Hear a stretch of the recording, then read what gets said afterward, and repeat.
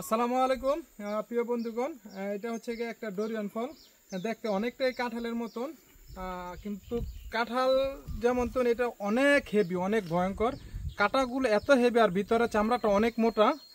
চামড়াটা এটা সহজে আপনার ফাটে না, কাটতেও খুব কষ্ট হয়। এই ফলটা খাওয়ার অনেক আগ্রহ ছিল, ইচ্ছে ছিল যে আমরা এটা মালয়েশিয়ায় গিয়ে নিজের হাতে পেরে খাবো। হয়তো আজকেই খেতাম। বাগানে থেকে আমরা সুমনের বাগানে ঘুরতেছিলাম, এখান থেকে গিয়ে ওর বাসায় আছে, কেটে খাওয়ার আগ্রহ ছিল আল্লাহর রহমত। যে আমরা এখন এই দিক দিয়ে আসতেছিলাম, এটা এইমাত্র গাছ থেকে যে রোডেন গাছটা দেখতেছেন এটা থেকে পড়ছে।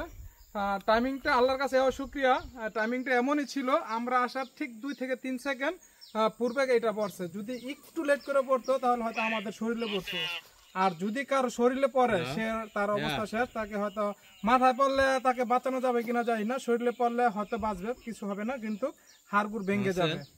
আল্লাহর কাছে শুক্রিয়া যে মালয়েশিয়া এসে একদম গাছ পাকাটা, যেটা এটা রেখে খেতে হতো বা পাকা খেতে হতো, আর আমরা একদম গাছ পাকাটা পেয়ে গেছি আল্লাহর রহমত।